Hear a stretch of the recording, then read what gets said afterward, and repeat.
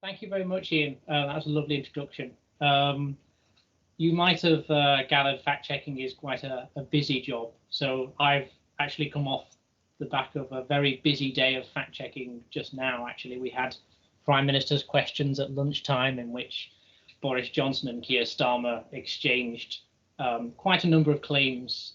Today it was about poverty in the UK. They actually sounded like they were contradicting each other. But as is the case a lot of the time, both of them had a point. They were just using different measures of poverty. So it's a kind of classic thing that we see a lot at PMQs in this country. Just to give a bit of background about me first. So I've been fact-checking at Full Fact for the last 9 years.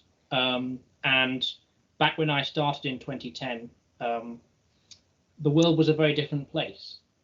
We certainly wouldn't be doing a workshop from my own house to you all in your own houses or wherever you are.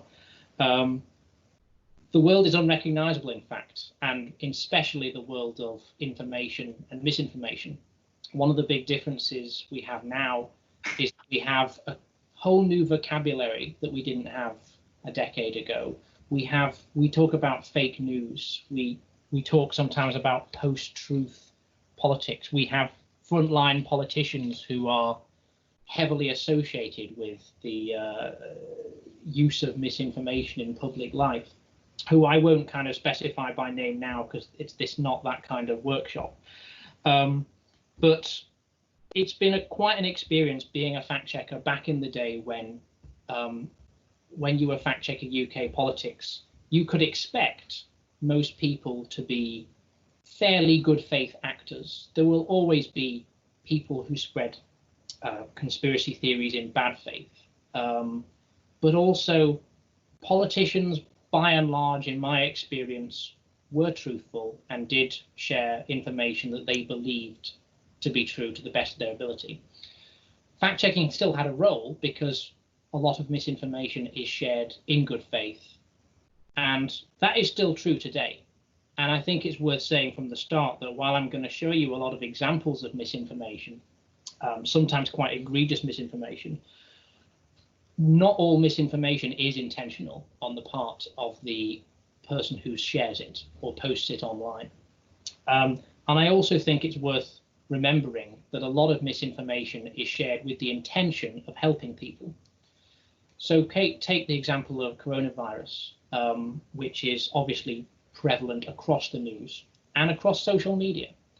And you see a lot of people on social media, whether it be Facebook, Twitter, Instagram, even Snapchat, sharing ideas such as, I heard that this particular remedy will help stop you catching coronavirus, like dip your head into this bowl full of hot steam and lemon juice, and that will help stave off coronavirus. And that particular, supposed remedy goes back a long way for many different diseases. The point is that a lot of people sharing this do so in good faith and do so because they do want to help their friends and their family keep themselves safe. We absolutely must not be snooty or prejudiced or prejudgmental against people who share misinformation online. Some do it in bad faith, and those people should be challenged about it and their views hopefully reduced in circulation. But a lot of people do it in good faith, and we need to approach fact-checking in that way. So that's one thing I would start by saying from my experience of fact-checking. It still holds true today. Nevertheless, what isn't true now is that you can trust most people who share information to be doing so with good intentions. There are more and more people who do share things with the intention of spreading some kind of misinformation, and it's normally based on an agenda. And this is one of the things that I'm going to talk to you about. One of the ways that you can help smell out misinformation before you actually go and check it is working out what agenda does this serve, or what pre-existing narrative does this play into quite conveniently. And that's one way in which you can really have a much better toolkit for knowing what to share and what to leave alone online. I'm just going to say at the start as well, for housekeeping, later on in this presentation, I'm going to invite you to visit a polling a polling website where we're just going to kind of do some ask the audience exercises for you all to see what you think about certain stuff.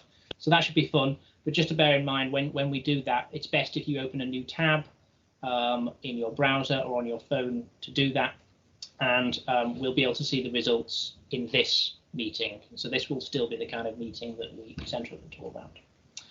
Right, well, without further ado, I'm going to try some technology, which is going to involve sharing my screen. So here we go. So Ian, do like shout at me if this isn't showing up.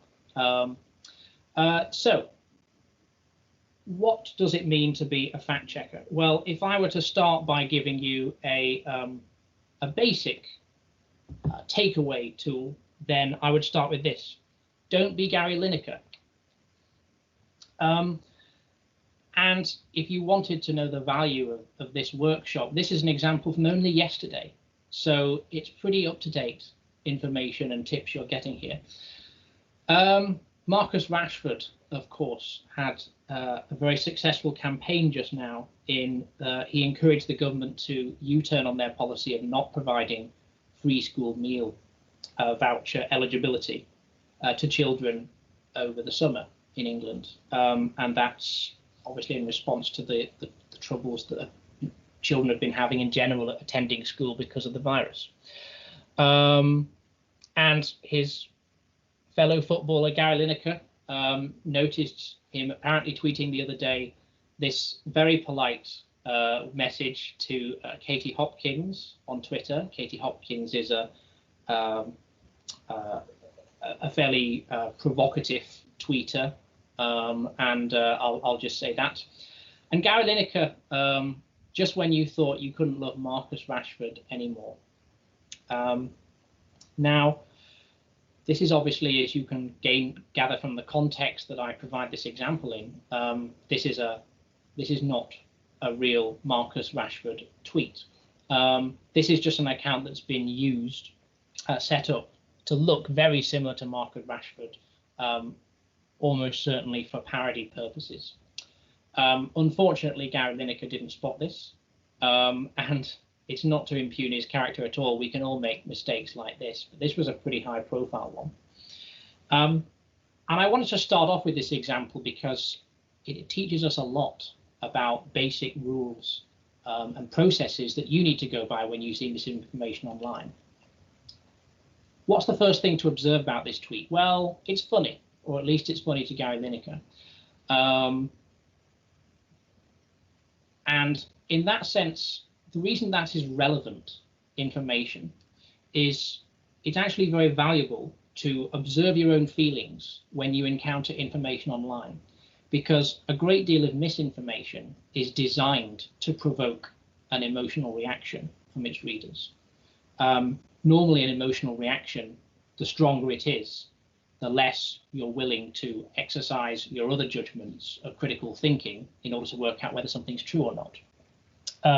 So it looks funny, it looks vaguely plausible that he might have been this gobby to someone else on Twitter that he disagreed with politically. So it plays into that, and Gary Lineker, I can't speak for him, but possibly in a moment of finding it amusing and seeing just, you know, very shallow signs that it looked like a genuine tweet, decided to tweet this. What's the next thing you might observe? Well, where's the blue tick? On Twitter, all accounts for reasonably famous people that Twitter chooses to define as such are verified. This is actually a night mode view, so it's not blue, but you can see the tick next to Gary Lineker's name.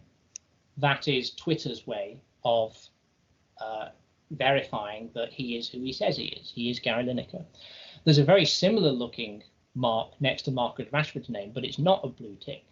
It's not a tick at all. It's a random spiral. So this should immediately make us suspicious.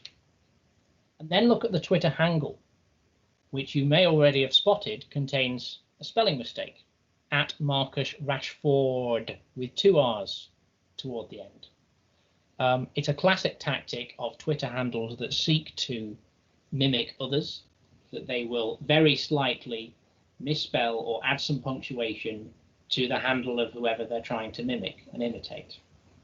That's probably the biggest giveaway on its own, is that misspelled Twitter handle.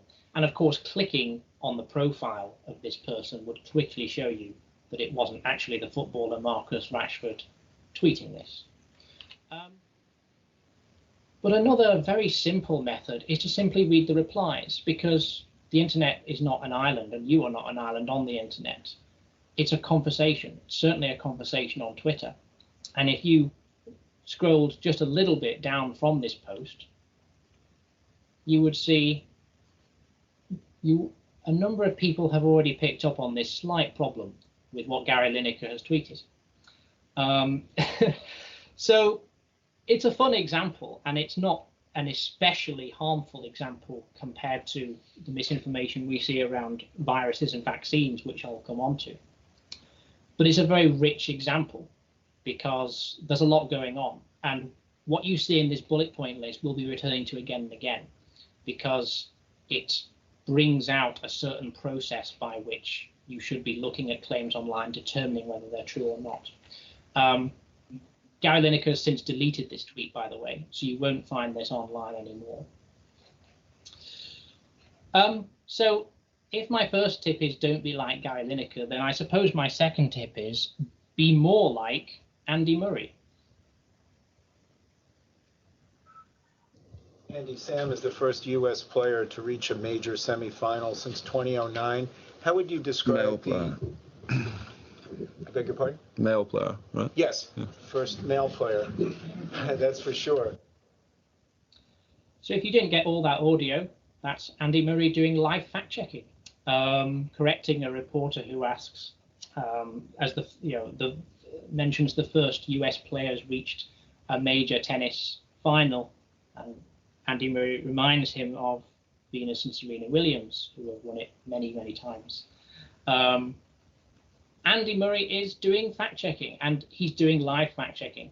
And this is what fact-checkers like Full Fact dream to be able to do, literally on the spot to a reporter to say back to them, actually, that's not true, and here's why.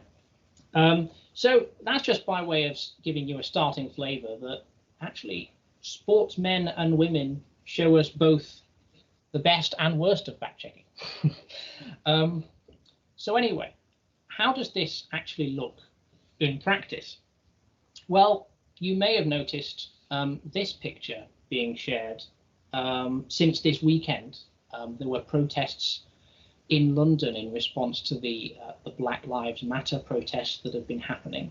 And this photograph was widely shared. And I wonder, first of all, how many of you may have seen this, but also how many of you may have just instinctively looked and thought, yeah, this is what I expected of the people who were going to this rally.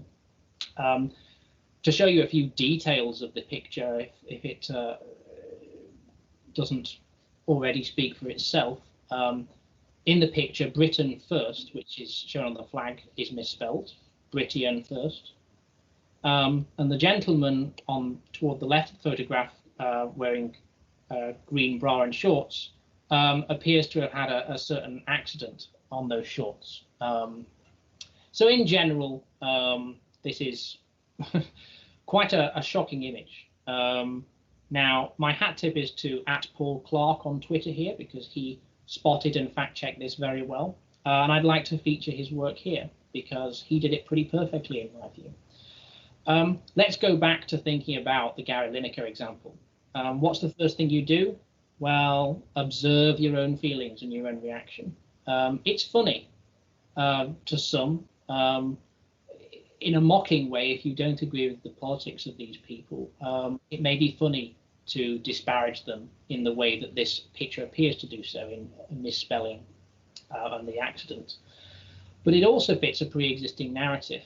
It fits a narrative against people from these organizations, that they are basically pretty ignorant and stupid. They can't even spell, they're all drunk, and they're just an embarrassing shambles. That would be the narrative that people who shared this kind of image would have done so in mind of. Those alone should be warning signs. And it doesn't make something false or fake that these things are true, but it should, rather than encourage an emotional reaction and possibly the desire to share, should actually encourage the opposite in us. It should encourage critical thinking, a critical eye over the picture. Is this actually true? And can I conduct some basic checks to check that it's true before I share it? If you saw this being shared, you're unlikely to have found it from a recognized journalist or media outlet. The original poster was neither of these. Now, this isn't, of course, to say that recognized journalists or media outlets are all completely correct all the time. But again, this is a process of critical thinking. On balance, something that comes from a recognized journalist or outlet is more likely to be based on something solid than something that has none of those, because journalists have reputations, they're on payrolls, their own reputation, the reputation of their publisher is at stake. They receive training. All these things go into being a journalist, and they don't guarantee that you don't make a mistake, but they add to the credibility of something that you do share. And we should keep that in mind, even if we could still cast a critical eye over it. Look at the bra in this picture. If you look very closely, it doesn't look entirely normal. In fact, it's quite a bit more blurred than the things around it. The bra is actually a photoshopped element of this picture. Now, as a fact checker or critical thinker online, you're not expected to be able to spot photoshopping using your human eye. But it's a clue. And again, you can do basic checks. There are plenty of websites where you can check, has this thing been photoshopped or not, which I can come back to later. And then, of course, the classic, reverse search the image. And this is a tool that everyone who wants to verify images or videos online should be aware of. There are several websites, and there's one very good website that I'll feature in a moment. Basically, you upload an image. It's like a Google search, but for images. You upload the image online, and it will return to you all the websites it has scraped where it can find the same or a similar image. So you can start tracing it back to where did it first pop up, and what other evidence can I gather from where it first popped up, such as, does it look different? Does it have some versions that are different, like, is that an evidence that it's been edited, for instance, in Photoshop? Often you can find images that turn out to be from many years ago, and they're purporting to be a recent event. So that's another question to ask about this. Was this at the weekend? This is a more accurate version of that. So this is a genuine photograph from the weekend. So there's no accident on the shorts, there's no bra, and the spelling is correct. So it's not necessarily like you'd look at this picture and think a great deal differently about these people than you did in the first one. But insofar that you do, it's important to bear in mind you're sharing misinformation if you share this image. And how tempted might you be to do it if you saw it and enjoyed it first thing? Now, this is all a bit wishy-washy. I'm just talking to you in a presentation. So I wanted to take the opportunity to actually show you how I would go about checking something like this in the wild. And since I'm showing my screen with you, I can do that. So I want to take an example. So here's a Facebook post. It was from a few weeks ago, a month or so ago. And let's just read it. Honestly heartbreaking. Sick to death of seeing the same people shame him and moan about how he should put us in lockdown sooner. Moaned about the way through having to stay indoors, and then moan about how he hasn't lifted it yet and how much of a bad job he's doing. Blah, blah, blah, blah. So essentially, this is a sympathy post. Look at Boris Johnson in this picture. He's in personal agony. this is a tough time. We should have compassion for him, and here's the picture that shows it. He's struggling. Now, Full Fact didn't actually check this picture or publish about it, and I'll explain why in a moment. But let's just imagine we wanted to determine the veracity of this picture. Is this picture what it claims to be? Is it of Boris Johnson? Is it recent? Where was it taken? All these questions are relevant. So what's the first thing I'd do? Well, first thing I'd do is go down and read the comments.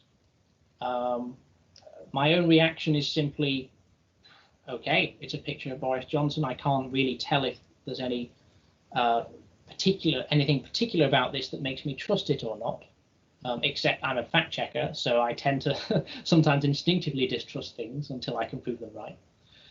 I'd go down and read the comments, and I won't do that here because I don't want to expose too many account names. But I'd read the comments to try and get a sense of who else out there is doing fact checking. Has anyone actually done what I'm about to do for me?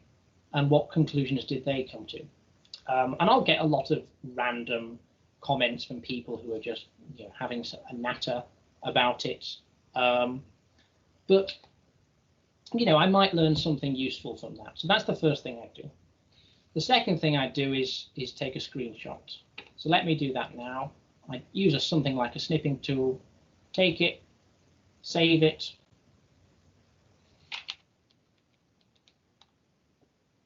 Saved. Next thing I'd do is I'd go to a website such as this. This is tineye.com. It's a very good reverse image search engine. It's a way that you can basically check where else has an image been shared online. So upload the image I just saved and see what the results are. So it's found 3 results for this particular image. Something from gettyimages.com, adambienkoff.com, he's a journalist, and theguardian.com. And it mentions where they've first been found. So this was found in 2019, 2013, and 2014. Okay, maybe this isn't a recent picture of Boris Johnson. I'll look back at it. Does it look like Boris Johnson looks like now? Well, plausibly. But then again, he's Prime Minister. There's a bag underneath him. Is that his bag? Is that a bag of an aid? There seems to be something around his neck. Looks possibly like a lanyard. Is this a recent picture of Boris Johnson? Maybe not. Maybe not. And maybe this is some evidence to start us off. Let's have a look at the top search, because this is a pretty good kind of website. It's a stock image website. So it's a website dedicated to finding creating huge archives of image and captioning them quite accurately, because that's what stock image sites need to do. So let's go to this site and have a look. So here it is, it's Getty Images. Now let's have a look at some of the captions. Details. Credit to Stéphane Rousseau from Press Association Images. Date created 8th of October 2002. And a few other things about this. 2002. So that's interesting. And the caption is Boris Johnson Tory Conference. Boris Johnson MP takes a break from the Tory conference. Now, of course, there is a Tory conference every year. So the fact that this was taken in 2002 sounds plausible. But we don't necessarily stop here.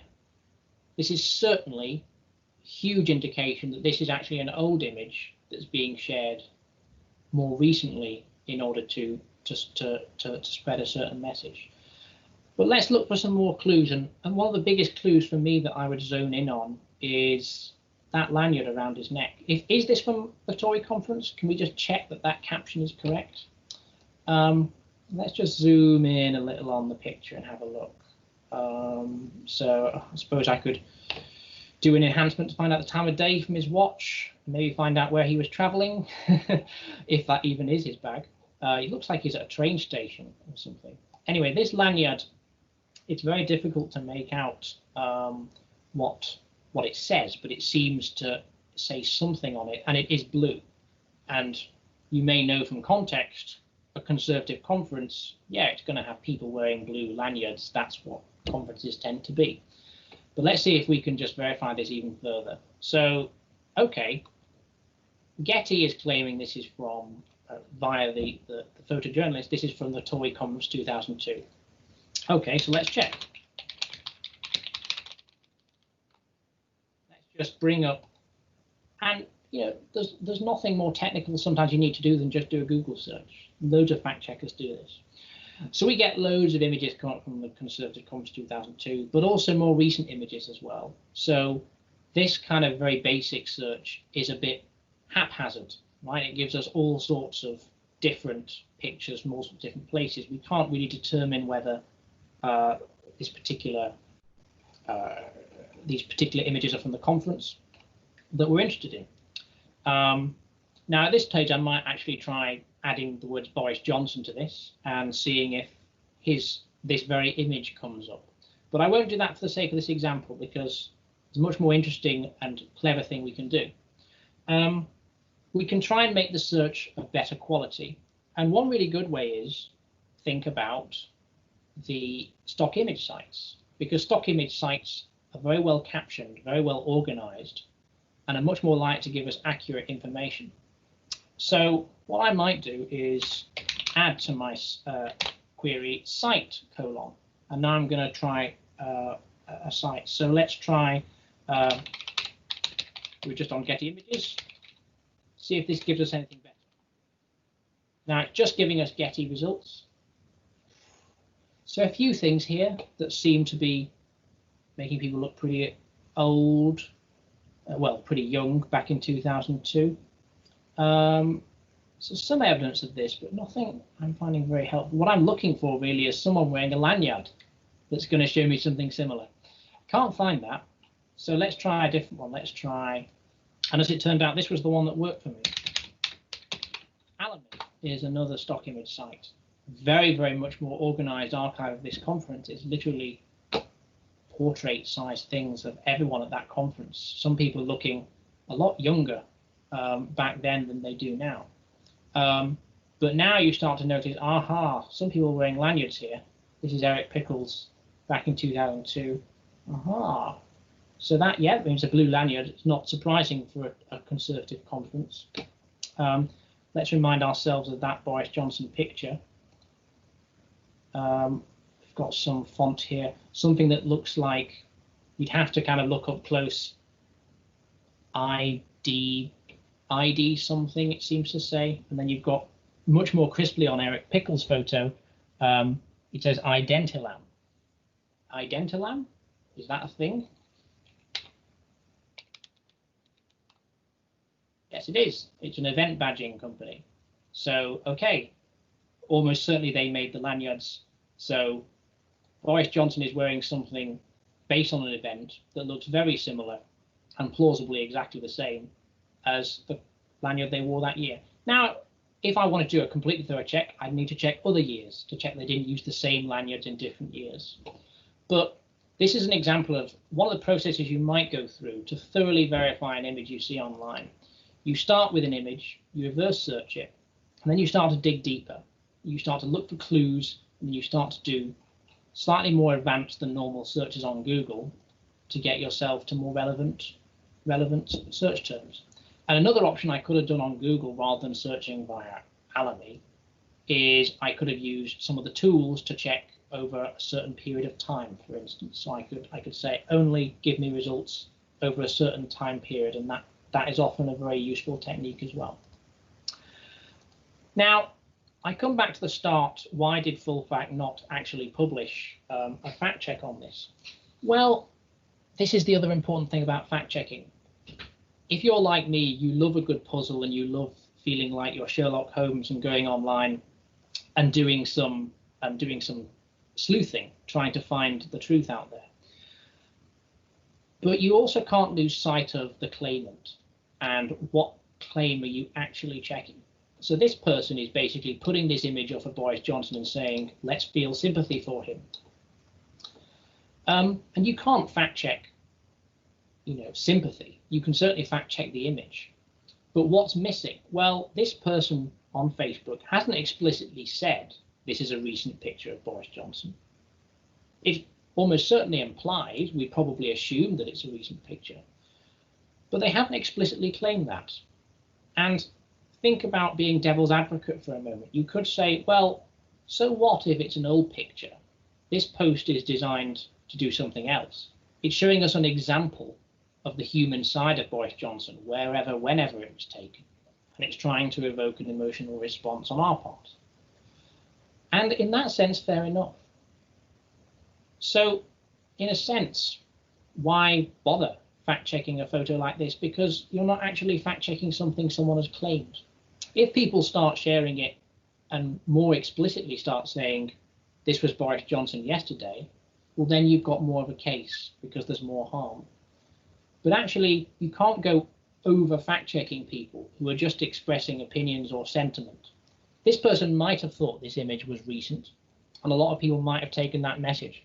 But it's not always the role of fact-checkers to come in and say, just let's say everything is true or false on the internet and pay no regard to the context in which claims are made. So we didn't end up publishing a fact check on this. We may well do if this image turns up again in a more explicit context. So that's just a kind of slightly hands-on example. You literally saw a fact checker browsing the internet doing a verification online, and I hope that was useful. But I'd like to talk a bit more now about what it takes to be a fact checker, what it takes to do those things. And it starts really with your personality. And it starts with, are you an impulsive person or are you a curious person? Are you pretty certain of what you think? Are you more empathetic toward what others think? So I'd like to just test this out right now with you all. Let's talk about our feelings and our reactions. So, which line is longer? So think about that for a moment. Which line is longer? And now let's now self-assess our reactions to this example. So some of you may have come to the conclusion that the bottom line is longer. Bottom line certainly looks longer. And if you did, that's certainly what the brain immediately thinks, right? The brain is drawn to the bottom one. The way that the arrows on the side work make it appear like the bottom line is certainly longer. But then think again, well, hang on a minute, maybe my senses deceive me. So while that might be the first reaction that pops into your head, you may then start thinking, well, hang on a minute. Are they actually, is the bottom one actually longer? And I'm willing to bet that quite a number of you came to a different conclusion, which is that the lines are the same length. Now that's a fair conclusion to come to, given this. And I'm also willing to bet that it was based on this set of reasoning. As soon as you saw this, you may have had that instinctive reaction, but you also had another reaction. Ah, I've seen this before. This is an optical illusion that he's showing me. And it is an optical illusion. And it's an optical illusion that most of you have almost certainly seen before. So you may have instead come to the conclusion, aha, I know what this example is trying to get me to say, and I'm not going to fall for it. I'm going to say, no, actually, they're both the same length. And that would be a perfectly reasonable conclusion to come to, except the fact that it would be wrong, because the bottom line is actually longer. Now, observe your reactions right now. You might have already known that, because you might have had the curiosity to put a ruler to your screen or do something else to actually check which line was longer than the other. Or you might have been surprised because you might have gone through exactly the thought process that I described. You thought you'd seen this before, and so you came to the conclusion, ah, no, they're the same length. This is an optical illusion example. So you presuppose the lesson is don't trust your senses, when actually the lesson is your experience can lie too. Now, it took me just a few seconds to take a fairly familiar optical illusion and make one of the lines longer manually. It takes people a few seconds to manipulate stuff online and then share it. It wouldn't have taken someone very long to put a bra on that guy from the protest and share that picture. And that's what you need to be wary of. It's not only about being curious, which you need to have as a quality, but you also need to be familiar with the kinds of techniques people use, because the best sharers of information, the people who do it most effectively, are the people who understand how your mind works, and they understand the assumptions that you jump to. So again, I don't know what your reaction was to this. One of the effects of doing it via video in lockdown is you can't really see your audience's reaction. But I'd love to hear some anecdotes at the end if you did have a certain thought process.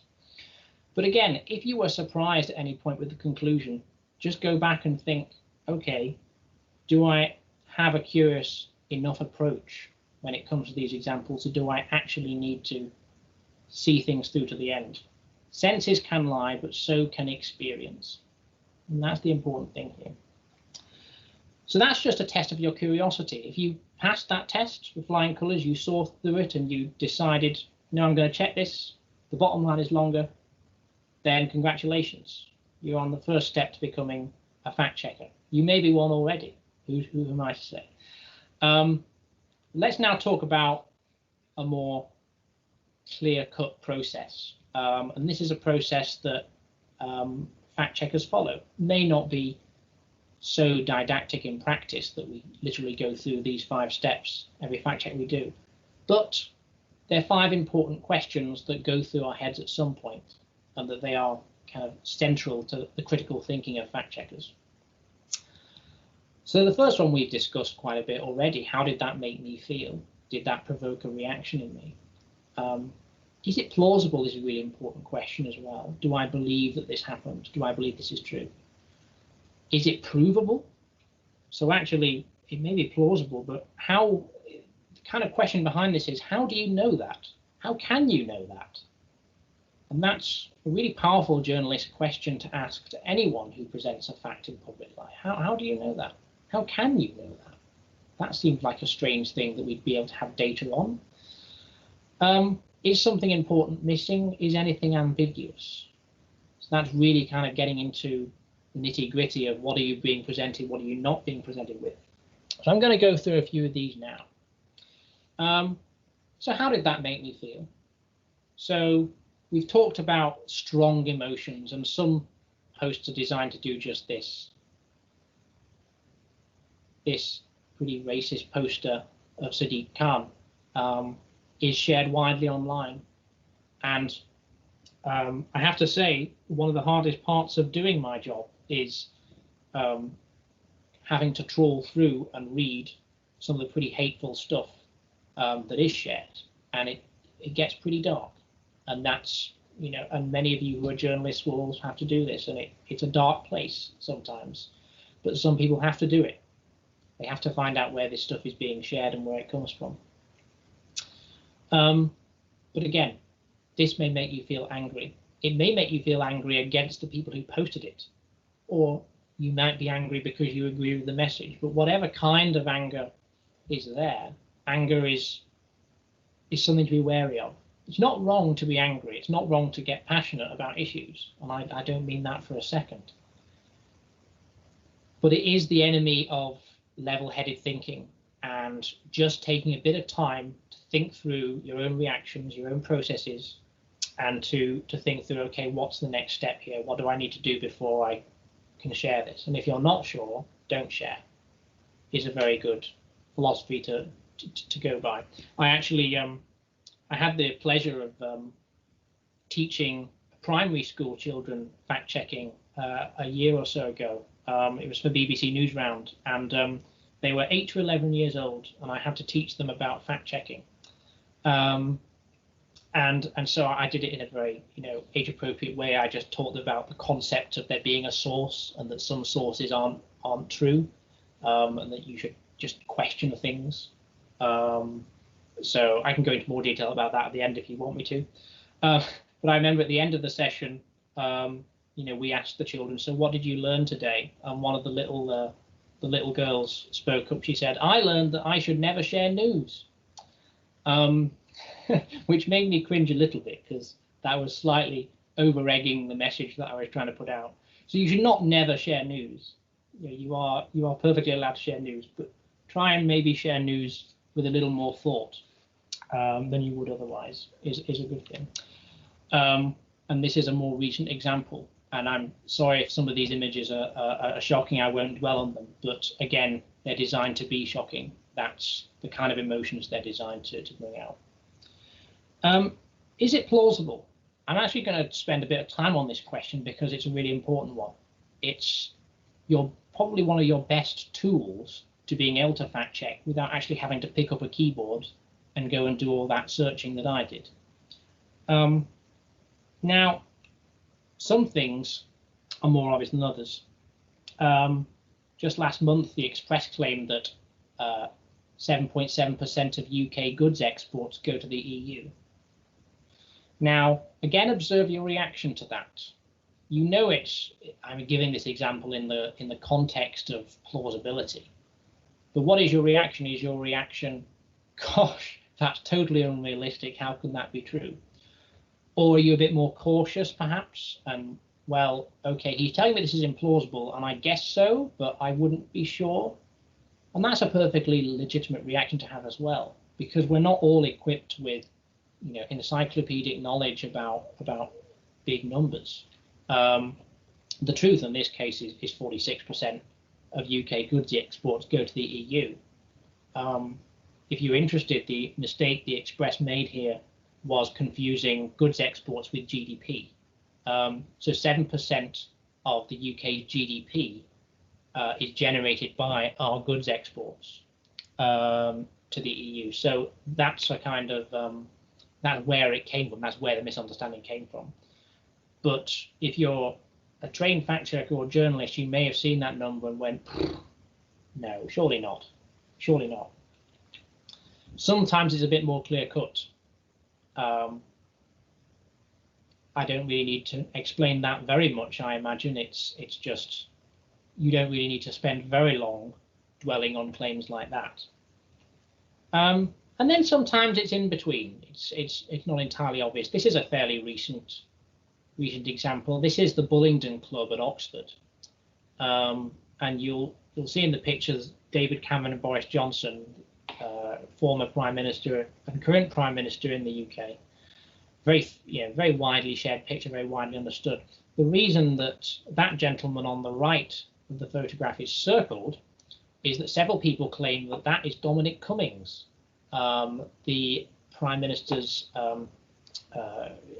chief of staff in this country, effectively, and was recently in the news a lot for seeming to break lockdown rules. So a lot of people claim this is Dominic Cummings. And of course, again, your first reaction, what does this make me feel? The agenda behind this seems to be, look, they're all in this together. They're all a bunch of elite people. They all went to the same university at the same time. They don't understand real people. But is it plausible? Well, if you look closely, it doesn't look that much like Dominic Cummings. And also, it does seem quite unlikely that we never heard about this before, or that it just seems like a heavy coincidence. Now, again, coincidences do exist in the world, but they should also make us suspicious, because a lot of coincidences are too good to be true. The picture in this case, that gentleman is called Harry Eastwood, and he's a businessman and TV producer. So he's not Dominic Cummings. Dominic Cummings is, in fact, also somewhat younger than Boris Johnson and David Cameron, and he did go to Oxford.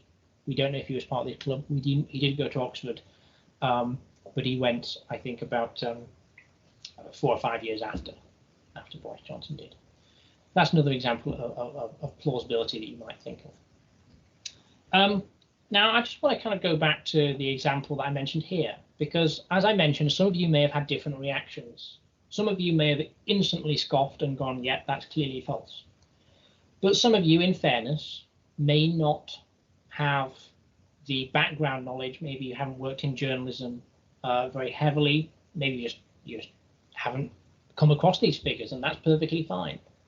But it does go to show that one of the most powerful tools you can have is reference points. It's actual knowledge about the country you're checking or the world you live in. And I know not all of us are from the UK on this call, so that may be another handicap if you're looking at a UK-based claim. Do you actually have the tools to say that is plausible or that isn't? So I thought, okay, let's see where you all lie. Let's see where the audience lies. So I'd like to try a little experiment with you all now, if that's all right. I'd like you all, in a different tab if possible, to visit this website, slido.com, and the meeting ID that you enter when you get there is there. And what's going to happen when you visit there is you're going to get shown a series of questions that have been set by me, and we're going to see, basically ask the audience, what are all your reactions to that? And I think Ian said that he would just step in now and make sure that you will get there okay as well.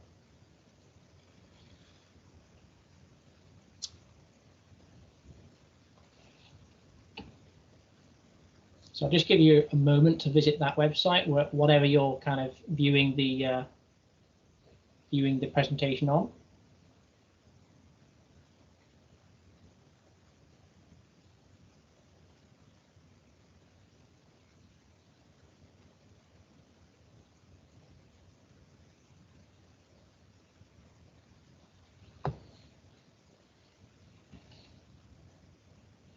Okay, so hopefully a lot of you have found the website. So let's see if this works. Okay, so here comes the first question. And what I'm going to do, actually, I'm going to share a different screen just before I do that to make sure this all goes nice and smoothly.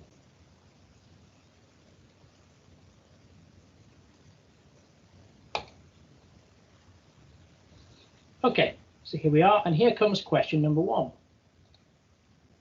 Should be showing up on your website you visited now on the browser. How many people live in the UK?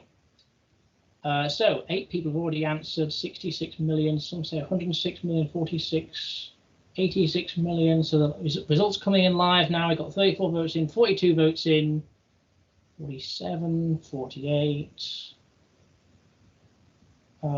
How many people are in the call, Ian, by the way? How many should I be looking for? Joe, we have about, let's have a look. We have at the moment 106. 106. Okay, great. Well, I won't necessarily wait for all 106 people to guess, but this is how it's looking at the moment. So we've got about 67 votes come in, just under 2/3 of you at the moment saying 66 million. I won't rule out the possibility that there might be a bit of herding as well. You see other people answering and you go for the answer that other people are giving. So most of you actually seem to be gravitating away from the extreme answers and going for the central 2. But 66 million seems to be favoured by most people. Okay, well, the answer in this case is 66 million. Well done. To the 64% of you who guessed that. Again, why do I give this example? Because almost there are so many claims about the UK that are based on population. And if you don't have a reference point such as how many people are in the UK, then where's your denominator when it comes to saying, oh, that's a lot of people or that isn't a lot of people? Or even you see the government make a claim about we're going to spend 1 billion on children's services across the country. So, okay, how many children live in the UK? That's what you want to divide that by, potentially, to just give a slight reference point of, okay, that's X amount per child in the UK. And it lets you make sense of whether a number is big or small, and therefore sometimes whether it's plausible or implausible. Let's give you another question now. So question number 2, here it is. How big is UK annual GDP? It's on the same website, and the data is of 2019. So the options are 200 million, 2 billion, 2 trillion, or 200 million, 2 billion, 200 billion, or 2 trillion. So if you need just an extra guidance here, a trillion is 1,000 billion. So we've got 42 guests in so far, and I can see a small majority for 200 billion, quite liking that. And some fair, just less than, it's close. Half of you think it's 200 billion, half you think it's something else, and don't necessarily agree with that.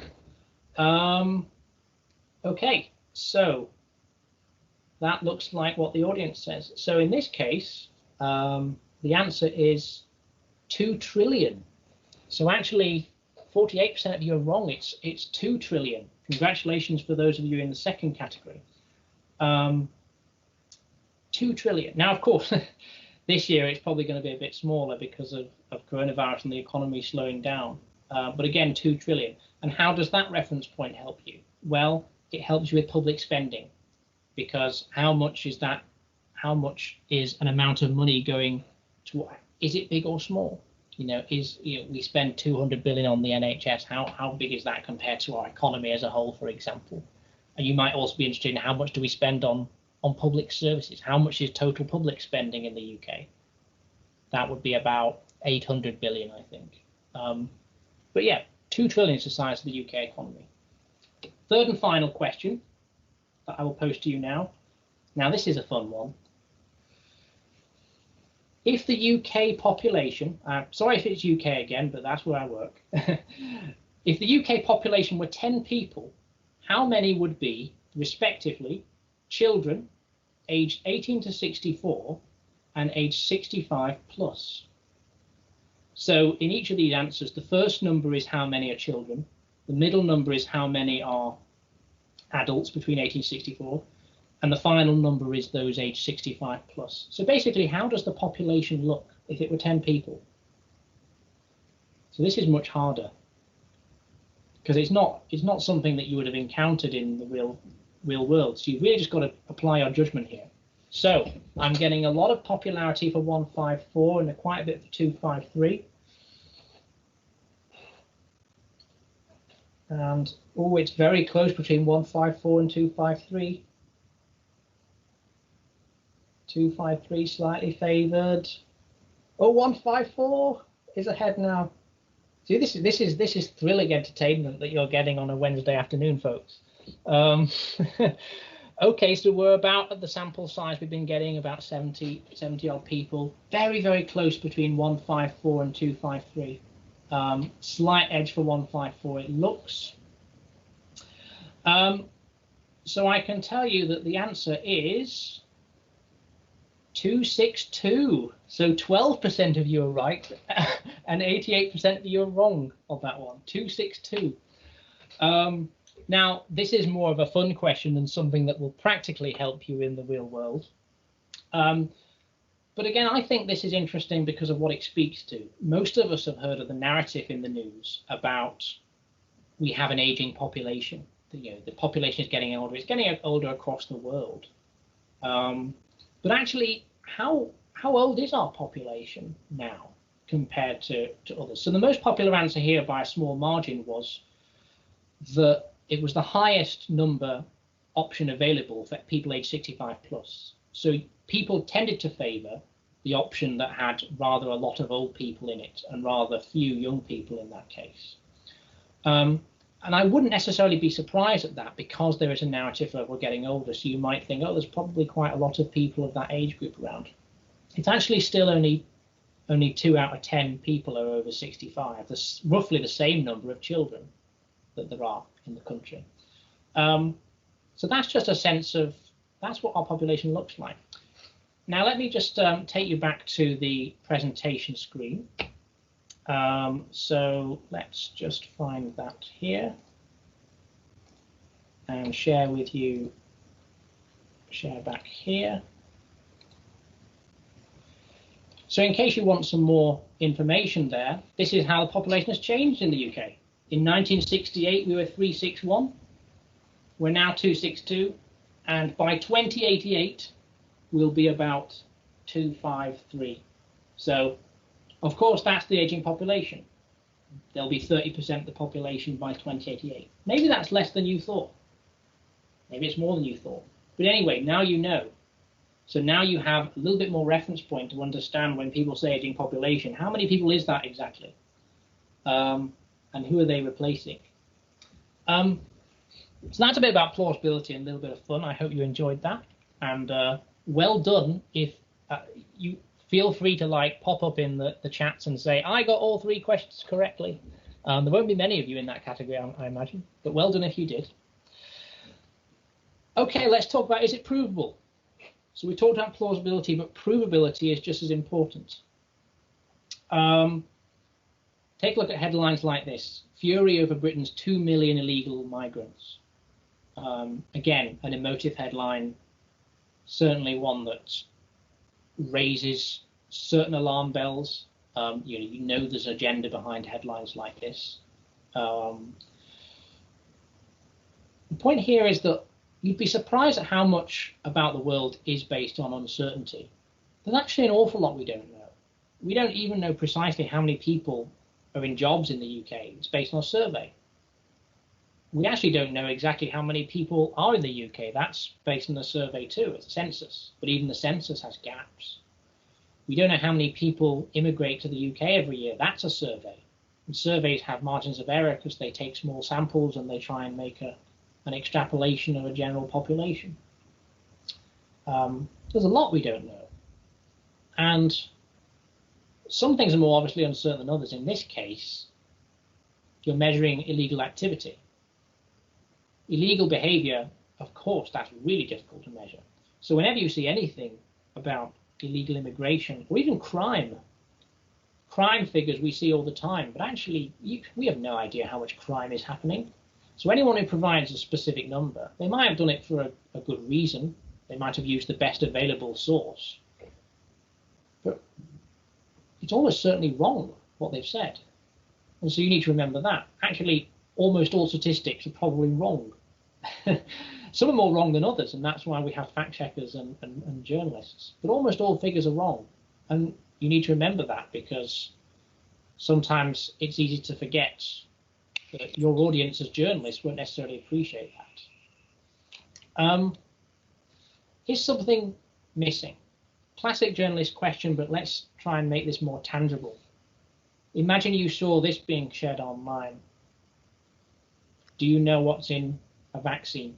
Now, this is classic anti-vax information being shared online. Anti-vax, effectively, if you don't know, refers to a kind of whole family, a whole narrative of claims often shared online that say that vaccines are not in fact safe and that you shouldn't give them to your children. So in terms of the potential harms that claims can cause, this is right up there. This is one of the most harmful things you can share if you don't know what you're talking about. So as a fact checker, my first reaction is I've seen it before. I know it's that kind of thing. I'm instantly going to be suspicious. But actually what's missing? There's an awful lot of words and claims in here, but there's no source. There's no logo. There's no date. There's just nothing. It just exists in this vacuum of context. And it may have been it may have originated from an official source and have its source and logo cropped off. People do that online. But that shouldn't change your reaction to seeing something like this, which is no. There is no way I can, in all good conscience, share something like this, whether I agree with it or not, if I don't know where it's from. It's, it's a lot of people, they say, no one wants to see where laws and sausages are made, right? Because if they saw how they were made, they wouldn't eat them, or they wouldn't want to obey those laws. You wouldn't want to share something online that you didn't know where it was from, any more than you'd want to eat something that you hadn't seen where it came from or had no trust in who'd given it to you. So you need to be very careful about things like this. And when it comes to medical claims in particular, we've seen this a lot with coronavirus. Always, always return to the NHS, a recognised doctor, your own doctor, for more information, because most of us are not doctors, we're not experts. Even fact checkers are not particularly expert in any one topic. We just have the skills to know what is, help identify what's trustworthy and what isn't, but we're not experts either. So you shouldn't take full fact's word that something is safe or not to have as a vaccine. You should take an expert's view, an official body's view of that. And then, is anything ambiguous? So I love this example. Again, a bit more light-hearted again. Unmissable, a British classic. This is a series of reviews for this film about the Cray brothers, I think. And it's got a series of reviews. Is anything ambiguous? Well, depending on your eye for detail or just critical eye, you may by now have noticed the Guardian's review, which is right in the middle of the poster at the back. You can only actually see 2 stars. And that's because the Guardian only gave it a 2-star review. Guardian were not impressed with this film. All these other sources were, like 4 or 5 stars are out there. 4 stars, pardon me, are out there. So while this is brazen misinformation, I'm actually quite impressed with whoever made this poster, because they've been awfully cheeky about getting a terrible review in and making it look like it's actually a good review, that the chap's faces are just covering the other stars. The point here is, what's ambiguous? Well, it's ambiguous what the Guardian actually said. Did it give it 4 stars like it's meant to make you think? Or is it just the 2 stars you can see? So it's classic ambiguity. And we'll come to more examples of ambiguity in just a moment, so that you can test your own, what I call nose for nonsense, basically. So can you see this in the wild in real time? Okay. So I've been talking for a while. I've still got more to say, but I want to give you a little bit more chance to actually do some critical thinking, some fact checking if you want to. So what I'm going to do is I'm going to give you one of Full Fact's favorite interview exercises. So basically, when we recruit new people to be on our fact checking team, we have in the past often given them this exercise. And this exercise is designed to basically work out, do you have a nose for nonsense? Can you look at a claim and critically assess it without going out and checking it online? So for the purposes of this exercise, I don't want you to feel like you have to go out and research these numbers and check if they're true.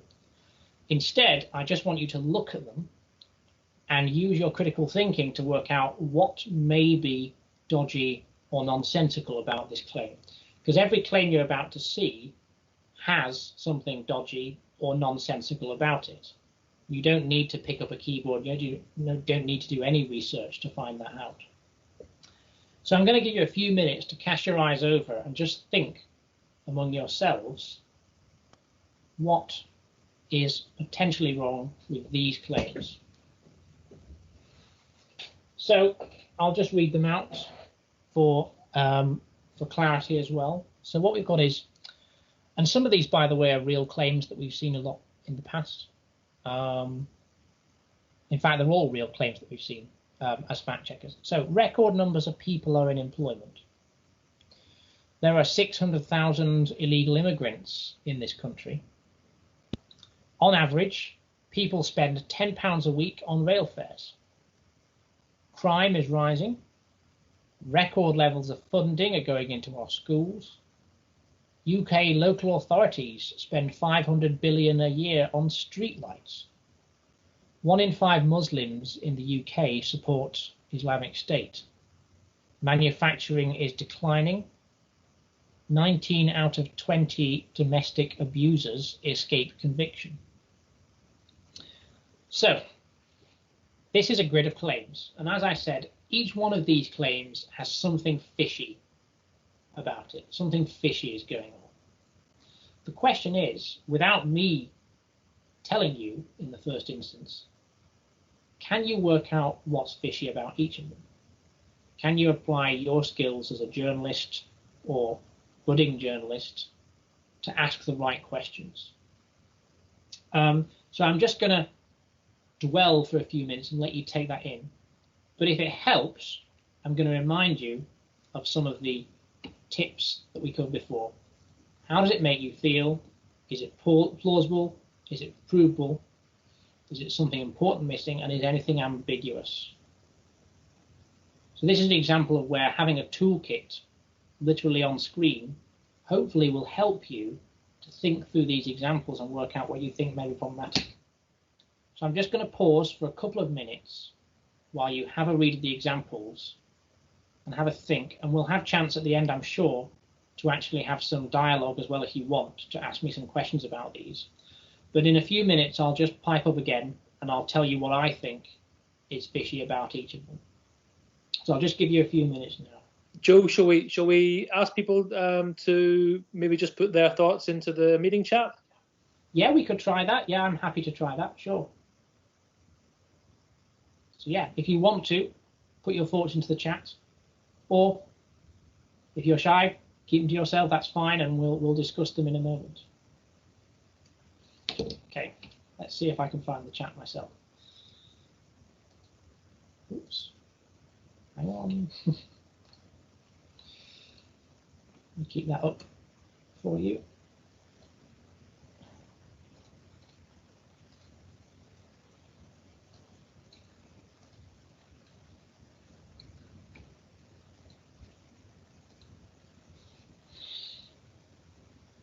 Ah, good. I'm seeing some of your responses now. Good.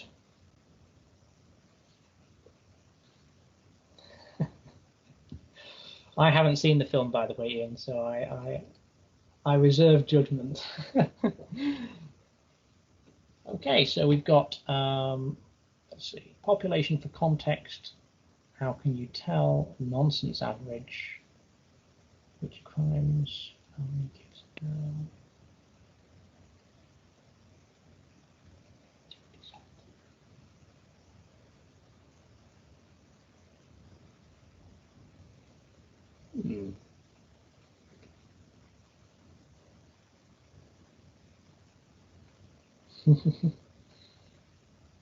Good question, Maria, on the end. There are absolutely no sources here. That's one thing they all have in common.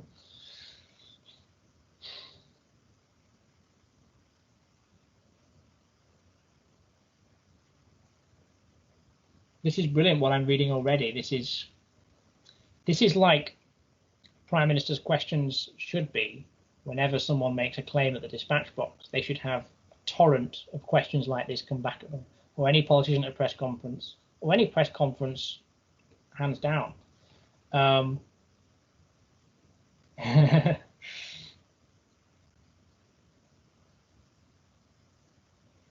so I'll discuss some of the things that are already coming in. A number of you, in fact, extremely thorough post right at the start from Joel, which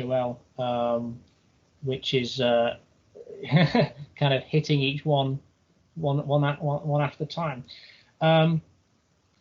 Yeah, so quite a number of you have said this, actually. I'm just browsing now.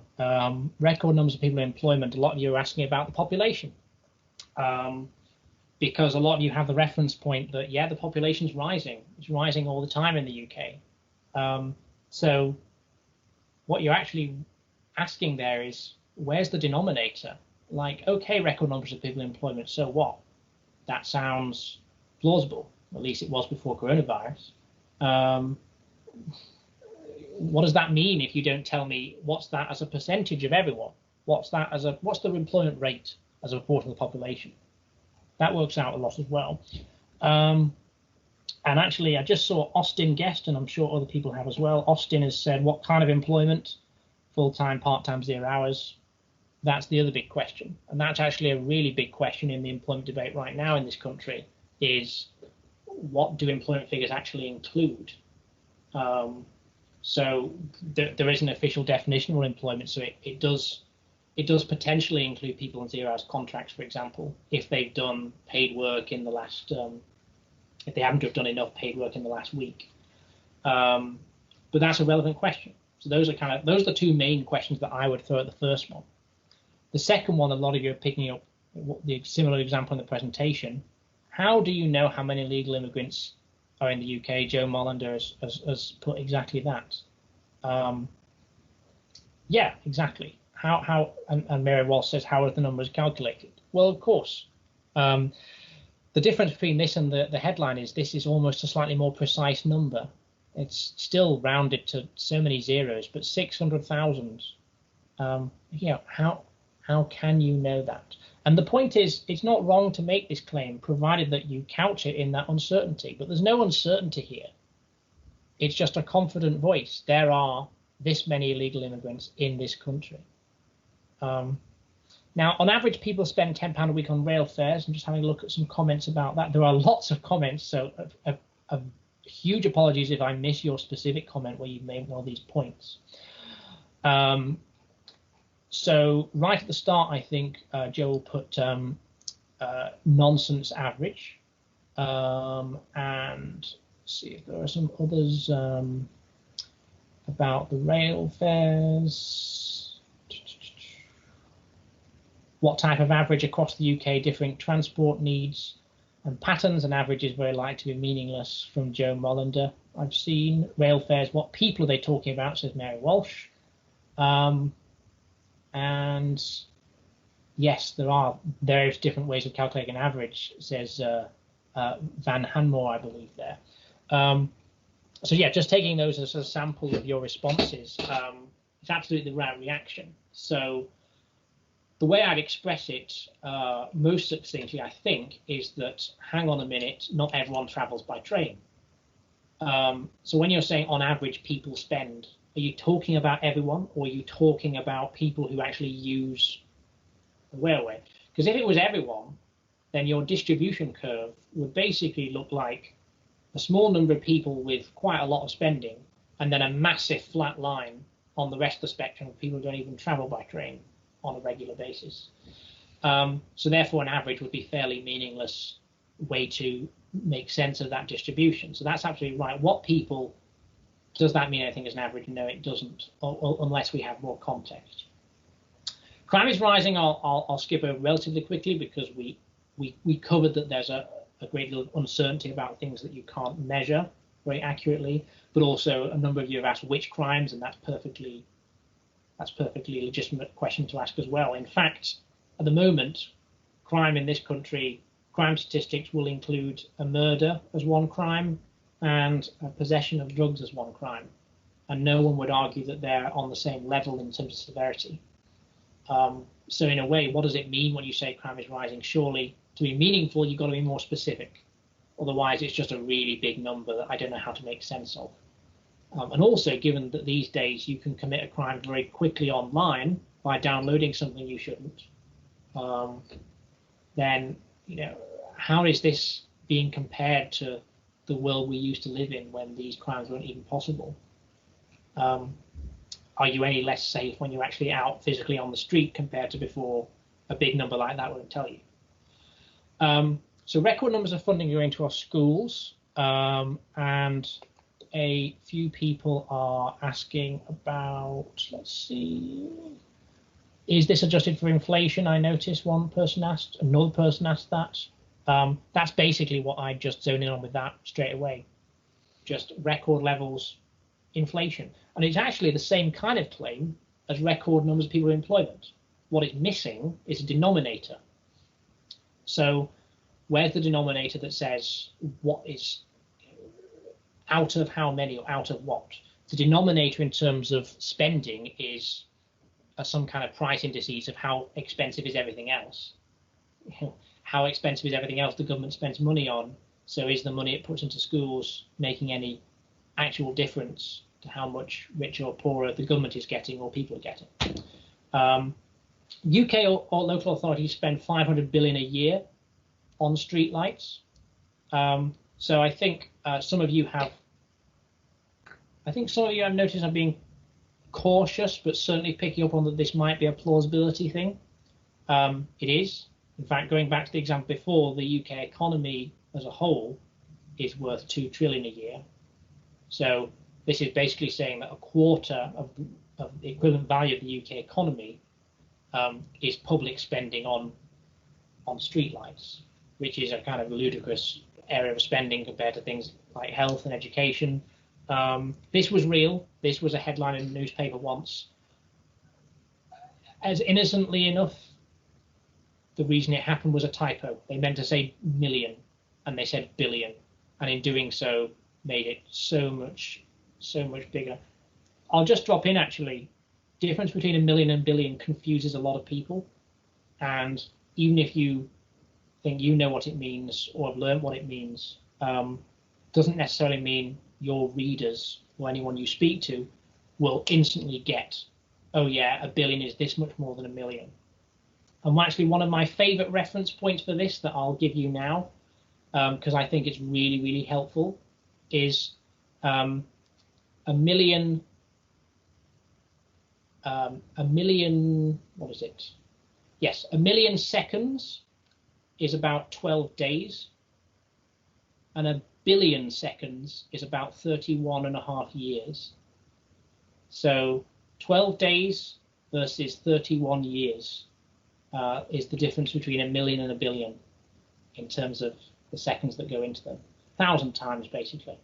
That really brings it home to me, certainly, the meaning of what those two numbers mean. You know, it's almost incomparable. So that's just a little helpful thing you might want to take away about that. 1 in 5 Muslims in the UK support the Islamic State. Now let's have a little look what people have said about this. So we have too much of a sweeping statement. One person says need context, where this figure rides, how it rides, on what is the figure based.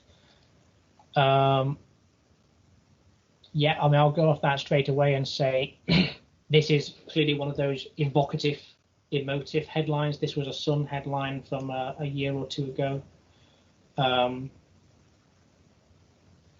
of it just goes into plausibility as well. You know, how could this possibly be true? But also, yes, it's clearly designed to evoke a reaction in it. For context, this actual claim was based on a poll that attempted to find Muslim respondents and asked whether they supported. I'll have to be careful because I don't remember precisely what it was, but it was based on supporting British people who go out to countries like Syria to fight in those conflicts, which of course isn't just Islamic State people at all. It's people who go to support people who are fighting Islamic State as well. So this headline was really, really bad because it completely inflated something that wasn't at all based on facts. Manufacturing is declining. So a lot of people the theme that I'm seeing in some people's responses is basically is anything ambiguous? Well, an awful lot is ambiguous here. Over what time periods? What do you mean by manufacturing? There's actually a number of plausible things manufacturing could mean. It could mean the number of people employed in manufacturing. It could mean the value of stuff produced. It could mean the amount of stuff we produce. Or it could mean that relative to the whole economy. It's like manufacturing versus, say, the service sector versus, the construction sector or the agricultural sector. What does this mean? We've got almost no equipment when we're given this claim to judge anything about it. It's kind of meaningless. If someone says this to you in a debate, you let that go and just don't question it and just let it sit there. I'd say that's fairly poisonous because no one actually can possibly know what that means. So how is it contributing to the debate? And finally, 19 out of 20 domestic abusers escape conviction. Now, yes, it's a very emotional subject. I noticed a comment recently, but there's a very good comment. Again, apologies if I've missed a good comment, because there are quite a few in here. Someone mentioned about, let me just find it. Definitely saw it just before. So yes, basically, how can this be provable? It's definitely it. Very similar to claims about unrecorded COVID-19 infections. Exactly. Yes, that's a really good way of putting it, Richard, actually, at the end. A headline like this presupposes that you know of who the 20 domestic abusers are. So if you're saying 19 out of 20 domestic abusers escape conviction, you're basically being judge and jury yourself. You're deciding that these conceptual 20 people are all domestic abusers, and only one of them got convicted last year or whenever it was. And there's ambiguity. When does this mean? Is this over a year? Is this over several years? And yeah, the point made in the comments toward the end, the few points made about COVID-19, we massively lack a denominator about COVID-19, which is how many people have it. There's actually a range of different estimates, some as high as a quarter or a third of the population have already had COVID-19. Now, they're probably implausible because they sit at the anomalous end of a range. But we don't know, and without knowing that, it's very difficult to come out with, what's the infection rate, or what rate of people surviving this, what rate of people dying from this. So again, it goes back to record levels of funding and record numbers of people in employment, and so many different claims. Where's your denominator? Where's your figure to compare it to? If you don't have that, you're really under-equipped to say anything intelligent about anything. So I'm looking at the clock. I'm very pleased at the timing of this, because I meant to take 90 minutes and then leave half an hour roughly for Q&A. So I'm very proudly going to say that was what I had prepared. So thank you for listening so far. I hope you enjoyed what we had. And yeah, I think I'll hand back over to Ian, who can kind of sort out the last half hour. Fantastic. Excuse me. Thank you, Joe. Do you want to just exit your PowerPoint, Joe, and maybe show us? That's it. Joe, thank you so much. Those of us, and I know there are many on this call who've done this, those of us who have done a presentation or led a class online know how much more difficult it is actually than doing it with face-to-face with an audience in front of you. It can sometimes seem as if you're speaking out into a vacuum. So thank you, Joe, for an excellent presentation. And I've just been watching the comments as they come in, and seeing some people say some very complimentary things about what they're learning. So thank you so much. So I'm going to just ask people to put their questions to you in the chat. Just one question quickly from me, Joe, if that's all right. I mean, we've very much enjoyed doing this kind of live fact checking with you for the last half hour. But we've got the advantage of having computers with us and being able to Google stuff and whatever. Any advice for people who maybe find themselves in situations where maybe they're in a more, a public meeting where people are speaking maybe from the audience or maybe from the platform, and they are saying things that your antennae goes up and you think, actually, that doesn't sound right to me. It's not plausible, whatever.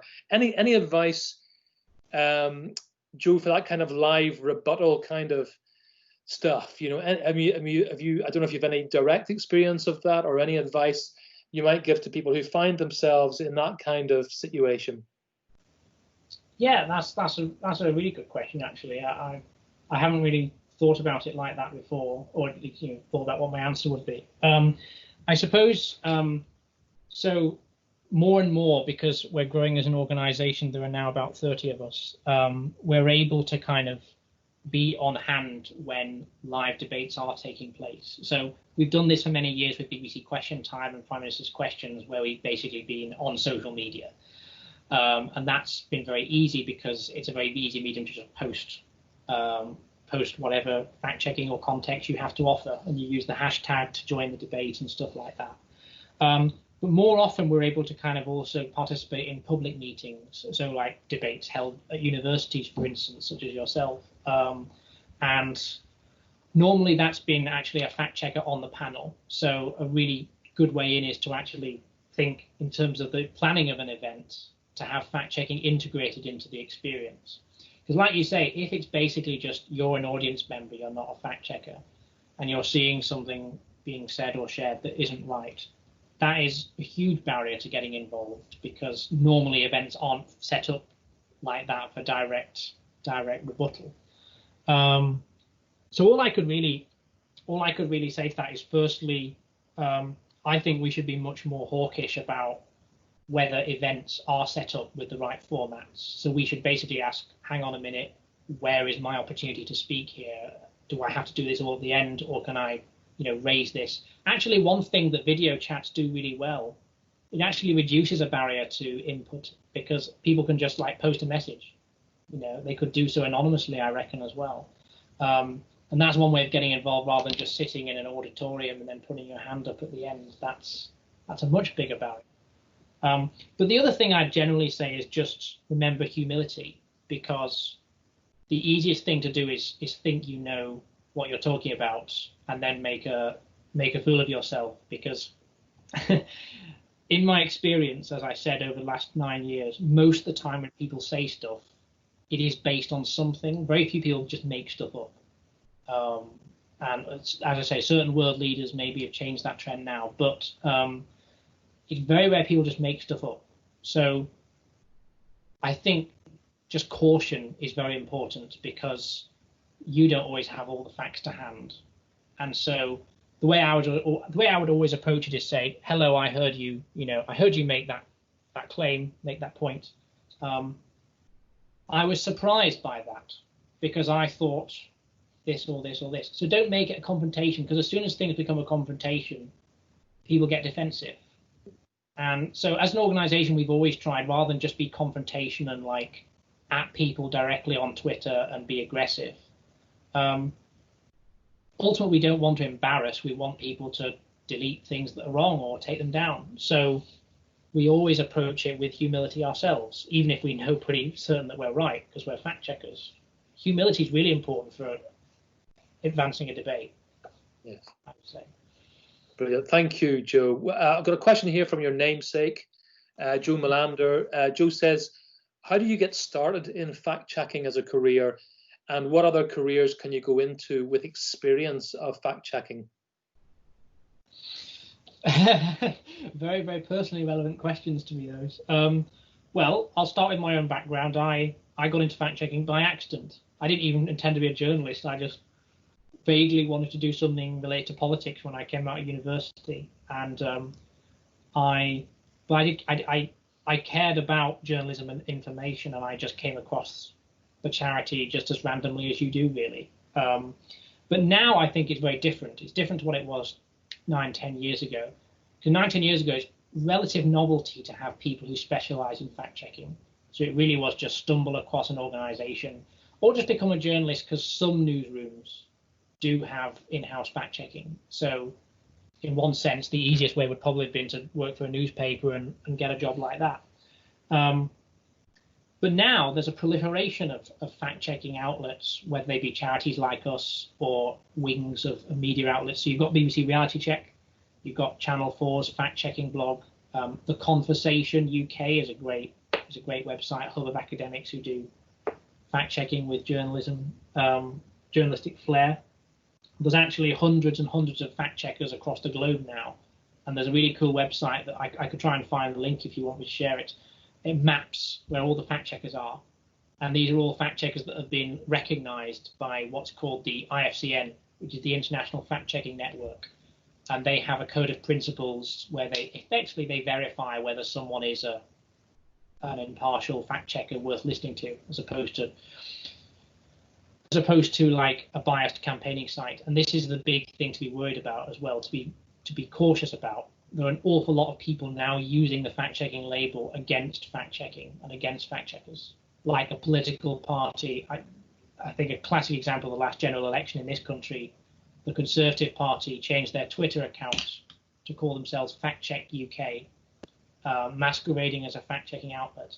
And that, perhaps at the time, it may have been a kind of may have come across to some involved as like just a bit of a cheeky way of conducting a campaign, but actually that kind of action is very damaging to people's trust. It's damaging to people's trust in information they see online, because if someone who calls himself a fact checker is suddenly putting out party lines, what does that mean for anyone's trust? You started the whole thing, the whole presentation here by talking about trust in journalism. How damaging can it be to trust when people start bandying around labels that don't apply and try and effectively muddy, like Full Fact, I would say, has a good reputation. I'm very proud of that, and I'm very proud we built that up.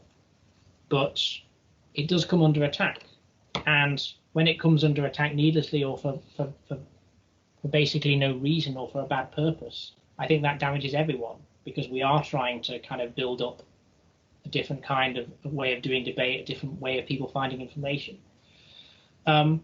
So there was another half of the question, wasn't it? So I rambled a bit. So what other careers can people go into with experience of fact checking?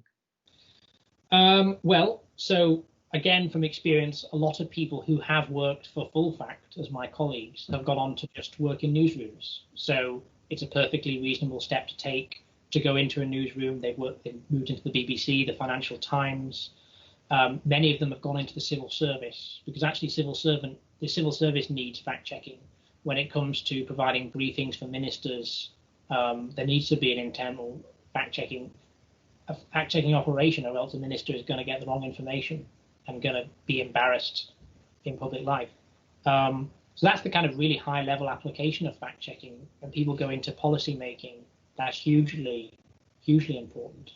And I also say a number of people who have worked for us as well have gone into campaigning, because one of the ways that people can misconstrue an organization like Full Fact is that we're like bookish geeks who troll the internet calling people out all the time. And you might find some of that in the organization, but we're a campaigning organization just as much, or even mostly. We campaign for better information in public life, whether that be more transparency when the government produces data, or just better behavior from people who should know better, who have large followings online. So it's a campaign. So people have gone on to work for more partisan campaigns that do believe in this kind of thing as well. And less partisan campaigns as well, like Open Democracy, for instance, is a very good example. The Open Data Institute. So that's actually quite a lot, although it's not immediately obvious. I kind of get that from the question. It's it can be look a little bit niche from the outside. Thank you, Joe. So here's a question from Kieran. Hi, Joe. I was wondering what you or Full Fact consider to be the best way to present statistics. In a general sense, is it best to refer to numbers or percentages? Are you a numbers man or a percentages man? Gosh, well, I mean, I think you're right. It's okay to say it depends. Well, yeah, I was trying to think if I could maybe have a slightly more interesting answer, but both have huge. I mean, we've already discussed the problems of numbers without percentages in all the denominator examples. So numbers on their own don't mean anything if people don't know how big they are, or how small they are, or how they relate to something else that's relevant. But actually, percentages can be just as bad, particularly when it comes to risk. So, you know, if I said to you, say, let's talk about poverty again, because I mentioned that example before. The number of the percentage of children in poverty, I don't remember the exact figure. Let's just say it's 25% or 30%. And you might say, oh, last year it fell by 1 percentage point to 24% or 29%, whatever. That's kind of, I mean, it's good in a sense of it tells me something about like a broad policy context, like we want the percentage of people in poverty to be going down. But it actually doesn't tell me much about the human side of that. How many people is that? And how many people does that leave in poverty? Like, is 24% probably sounds still too many. So percentages, if I were to summarize, I'd say percentages give you more. Percentages let you assess numbers for how big or small they are, how important they are in a policy context. But they do take you away from maybe the humanity of numbers as well. Percentages are not human. Percentages are very abstract, and they always exist on the same plane. Numbers mean a bit more. So that's the best I can do. I have great respect for both. I think that's a great answer, Joe. Maria asks, and during your presentation you talked about curiosity, but Maria wants to know what else makes a good fact checker. What other qualities, strengths, aptitudes are essential or advisable? Well, I was kind of giving a very similar presentation to fact checkers that I was training inside the organization a number of weeks ago, and what I said was curiosity, empathy, and humility. So curiosity I kind of covered here, and I mentioned humility a bit. Empathy is very much understanding your audience, and the reason I say that, imagine I said something to you like, so imagine if 48% of the population lives in rented accommodation. Imagine that's a fact. And then I make a claim, and my claim is half of people live in rented accommodation. What's your conclusion? Put your fact-checking hat on. What's your conclusion? Is it right? Am I wrong? Am I about right? Am I right at a stretch? The fact is 48%, and I've described that as half. And the fact is, there's no way you would get universal agreement from the public at all on whether 48% is half. And actually, a lot depends on context. So it's not even as simple as you can't just say a claim is true or false. There's actually very little true or false out there from the perspective of your audience, because your audience might have a number of different views on whether something is true or false, reasonable or unreasonable. So I think you have to start from your audience perspective. And if you're working in fact-checking, also be particularly suspicious of statisticians' language or official language, such as what used to be a problem, like 90% of trains arrive on time. And on time does not mean in the statistics at all what most people think of on time as. On time could mean like within 5 minutes of arriving. And most people would say, no, if it's 4 minutes, 59 seconds late, it's late, it's not on time. And they've resolved that since. They've resolved that problem since in those stats. So empathy for your audience is really important as a fact checker, and not to be too gung-ho about what you think. But I would also re-emphasize humility as well, because I've made mistakes over the years, and the biggest mistakes I make are when I get too big for my boots and I assume, aha, someone's wrong, I'm going to call them out. And then I have pie in my face because it turns out, oh, they actually had a point, or they had something reasonable to say. So my first reaction is always to doubt myself and then prove myself wrong. And if I can't prove myself wrong, then I can publish. And that's basically my thinking process as a fact checker. So yeah, doubt yourself a bit more. You won't hear that at life advice very much. Oh, that's great advice. Thank you. David Hallam asks, fascinating to learn about reverse search. What other websites are there apart from TinEye? Any other suggestions for verification techniques online and tools? Yep.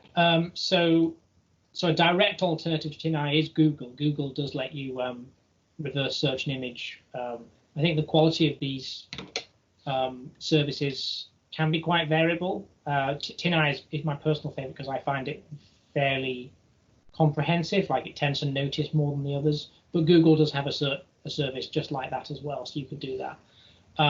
There are actually loads of websites out there. There's one I use, I just kind of reminded myself, photoforensics.com, but the photo is spelled F-O-T-O at the start, is one way of kind of trying to check, is there anything visually inconsistent in this image, like has it been photoshopped?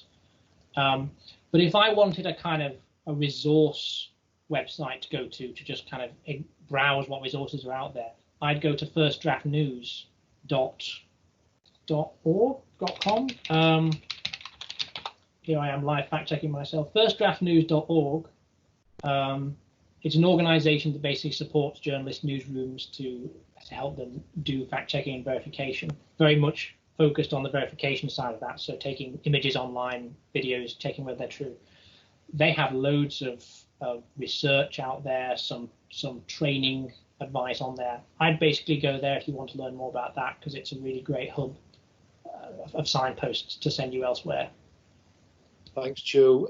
My colleague Barbara asks, is it hard to decide which stories to fact check? I guess in your day-to-day, you're getting, I'm sure, a torrent of requests to check stories. I mean, how do you prioritize? Maybe is what we're asking here. Yeah, I mean, that's one of the most important questions really that we get asked, and it's a very valid question. So the first thing to say is that it's different depending on whether you're in an election or not. So in an election, you have to, I mean, the BBC certainly follows very stringent guidelines on what it can cover in an election.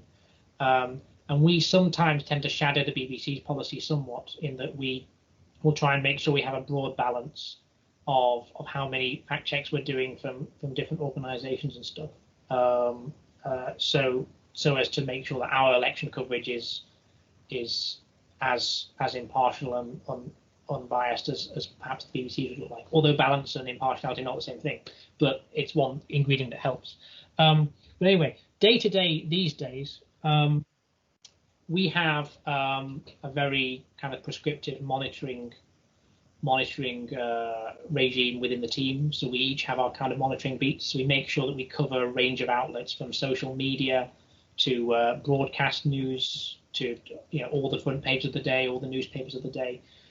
We make sure we got all that coverage, and then we come together in editorial meetings and we decide what we do. Informally, we've kind of had this phrase in the past we've used: important, interesting, influential. Those are the kind of important things we look out for. So, is it important? Is it a stupid claim about pipe cleaners, mushrooms, or like, is it an important? I just said two random words there. Or is it an important thing about like public policy that's going on right now? Is it influential? So, how many shares does it have? We won't check random people online that only shared a few things if there's no evidence that it's causing harm and going viral. That's just that's just disproportionate. And interesting. So actually, we might check the occasional story that's stupid because it says something interesting about fact checking. So last year we checked this really stupid claim. Someone had posted this picture of a horse looking out a window of a building, and they said this is a flat in Preston. The animal rescue services have been called because this is terrible. And it turned out to be like just a model horse in someone's art studio in Ohio, USA. So not a flat in Preston at all. And it's not that important in the grand scheme of things where that horse was or whether it was true. But we did it because there were an awful lot of things within that example that taught you about how to check something online. And sometimes you need something fun to engage people with. Like, I've tried to provide fun examples in this presentation because it's engaging, and part of our purpose as an organization is to try and teach more people how to do their own fact checking. So that's why we might cover that sort of stuff as well. But I also do get from your question, yes, we don't have a very prescriptive formula about what we might cover on any one day. It is a great deal of it is journalistic judgment, but we do monitor our overall balance of coverage to make sure we don't have inbuilt biases in the team. Sure. So that's as best as I can answer that for now. Thank you, Joe. Sarah asks, are there areas you think it's common or easy for journalists to skim over and accept as fact when really they should be taking them apart more? I mean, are we guilty as journalists of, in certain areas of discussion or certain types of stories where we just aren't questioning enough about the factual content of what we're passing on? Let's think. So specific areas. Well, one of the themes that I come across a lot, as I've kind of mentioned that in my experience of fact checking, certainly in the past, very little is actually made up. A lot of misinformation is based on real data and real information. And I suppose one of the danger zones for journalists is to see something that looks official and trustworthy and therefore question it less than you would question anything else online. Now, as a way of just getting by in a busy newsroom, that's probably a rule that a lot of people have to follow. But one kind of general source that I would say is surprisingly not reliable, universities and press releases, actually.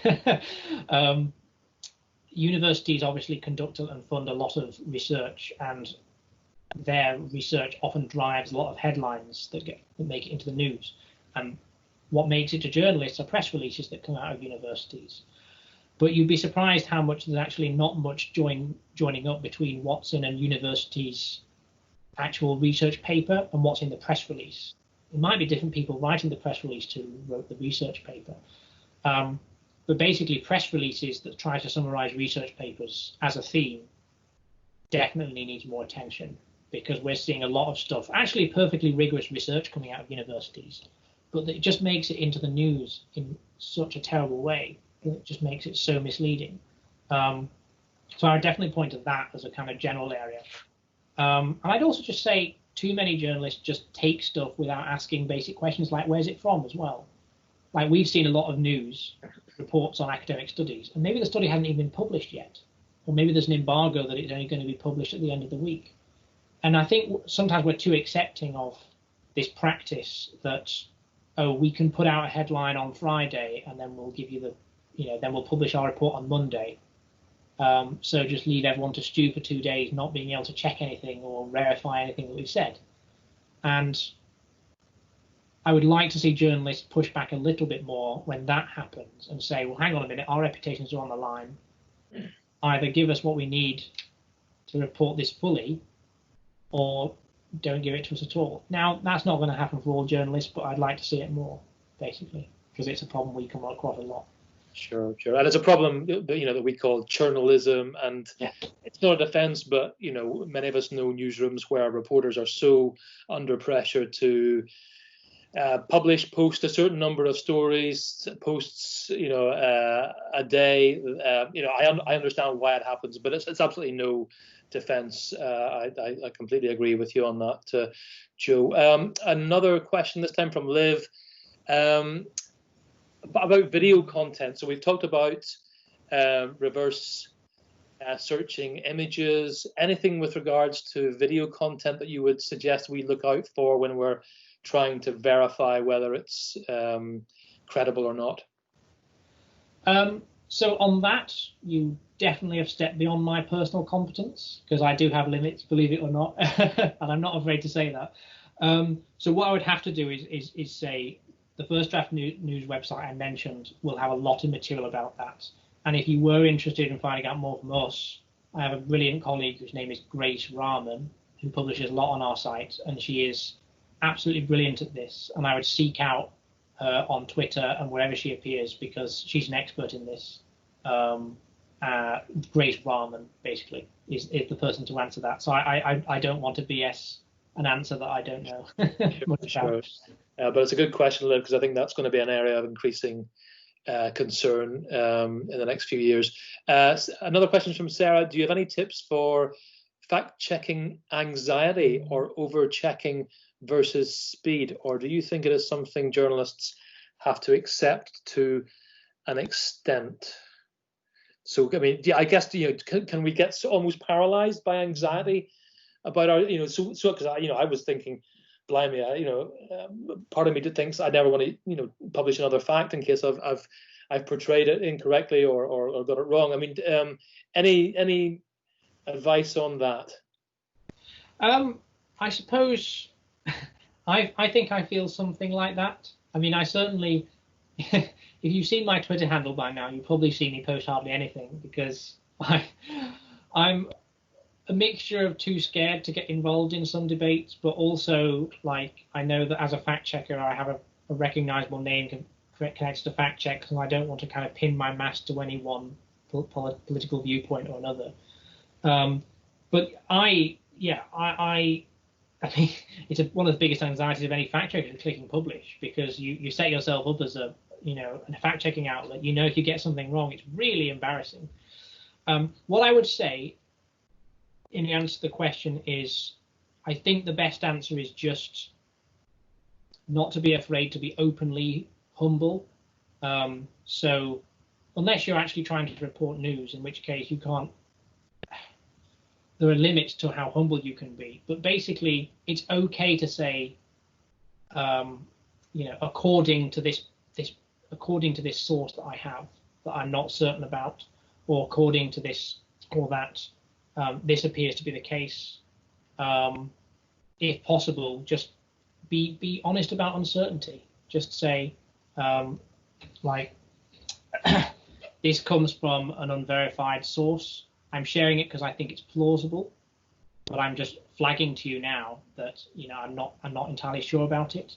So I just think it's okay to be uncertain and to say you don't know stuff, depending on the context of the work you're working in. If you're working in a newsroom where it's not possible to really be like that, you have to churn out your stuff, just remember that you have a team around you. So very, very few journalists have to work on their own. A full fact, at least 3 pairs of eyes read every piece of content that goes out because we're so paranoid. But other people will have your back as well, as long as you kind of know to be cautious and know what to flag your uncertainties with them. Other people can help you. So I suppose that's the best tip I can offer on that. But it's a perfectly valid thing to be feeling. Yeah. Thank you, Joe. We've just got a couple of minutes left, so this is your quick fire round. So we'll just try and fire through the final questions and just maybe see if you can answer these in a sentence or two. Richard asks, it's a tough one. I'm intrigued to know whether you think today's fact-checking has a degree of inheritance from the Glasgow Media Group's work over the decades. Does that mean anything to you, Joe? I think that's beyond my expertise again, but I'd be happy to be sent something about the Glasgow Media Group, and I could give some views on that. But yeah. I won't speak beyond what I know. Definitely. Sure. No, it's a good question, Richard. We'll try and answer that one offline. Sarah, I think we've answered your question, Sarah, about impartiality and checking requests from both sides. Jim has a mischievous question. What's your professional view of Dominic Cummings as an effective communicator, I guess, with regards to his use of facts? And somebody else further on talks about spin doctors in general. Do you admire them in any way for the way they use statistics? Well, I mean, I think whatever your views on Vote Leave, there was a lot of extremely effective mass communication in that campaign, very, very simple, effective messaging. So I'm not really comfortable to comment beyond that, because I don't want to kind of get into anything, again, that I don't know about, but it'll also kind of pins me to any political mast. But I think a lot of people do recognize him as a fairly effective campaigner who's worked on very successful campaigns in the past. So I'm going to be boring and say that. Good. You've already answered Mary's question about, are you from Wigan, and are those Uncle Joe's mint balls in the background, which they are and which you are. So that's great.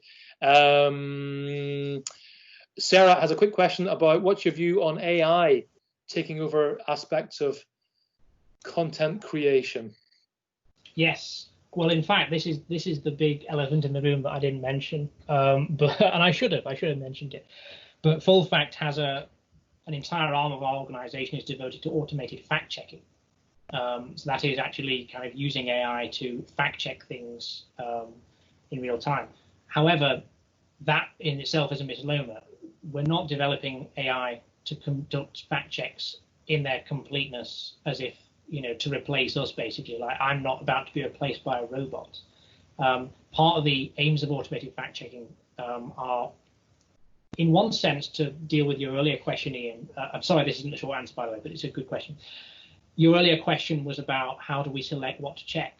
One of the ways AI can benefit us is actually scraping the internet in a far more systematic way and finding claims, parsing them out of sentences, which involves a lot of natural language processing, which I technically don't know very much about, but part of my team works on.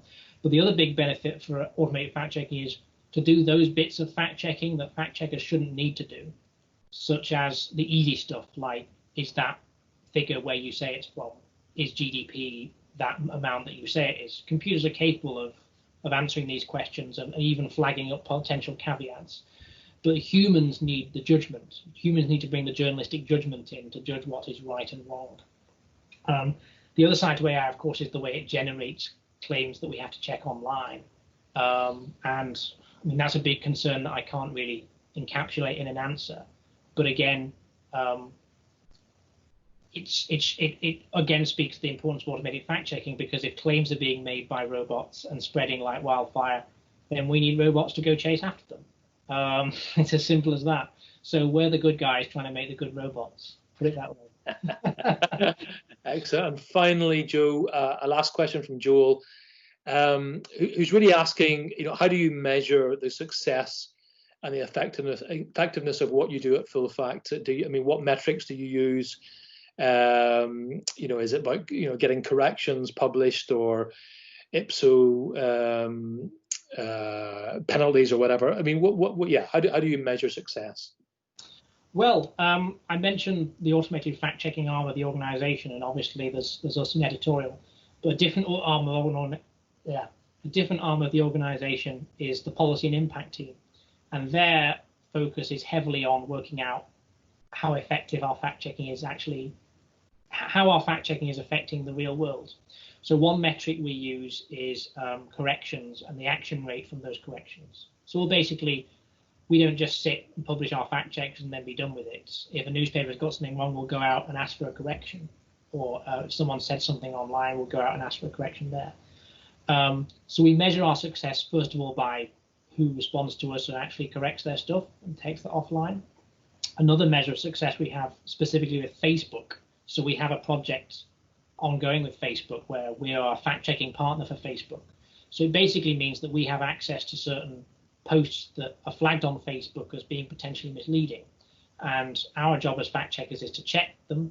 And if we decide that they are false, then we submit that rating to a kind of Facebook algorithm, and that reduces their circulation on the platform. And this is, by the way, just for clear-cut false stuff, because we don't want to censor legitimate kind of political debate or anything like that. But if something is explicitly false, and we say so and we rate it like that on Facebook, its circulation gets cut down by a very, very large amount. So that's one way of measuring our impact as well. It's the reduced circulation and not seeing claims come up again where we saw them before. But we're now trying to measure our impact in more sophisticated ways. For instance,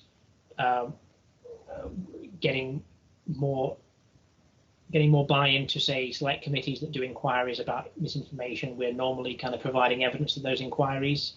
The automated fact-checking actually comes in here as well, because if we can actually scrape the internet, to put it really crudely, then we can basically track the prevalence of a claim over time. So if, say, a claim goes up and then we do an intervention and then it starts to, that's impact. Might not be our impact, but it's impact that helps. So that's one thing we're developing with our AI tools as well. Joe, we've come to the end of our questions. I think we've come to the end of our time. Thank you so much for being willing to share your time and your experience and your expertise, and also tell us, about that very important work that Full Fact does, and we commend you for that work. So thank you so much for your time this afternoon. And to our audience, thank you for joining us today as well. We hope you found that informative and applicable to the work that you do. Please check out our Civic Journalism Lab podcasts on Apple Podcasts, SoundCloud, and YouTube. You'll find all kinds of events, discussions, masterclasses on all kinds of journalism-related topics. And that's it. We wish you a safe and enjoyable evening. I'm looking forward to watching some football tonight. And then I'll be in touch with you all, I'm sure soon, with details of our next events here at the Civic Journalism Lab. So thank you very much for taking the time, folks, and we'll see you soon. Bye-bye.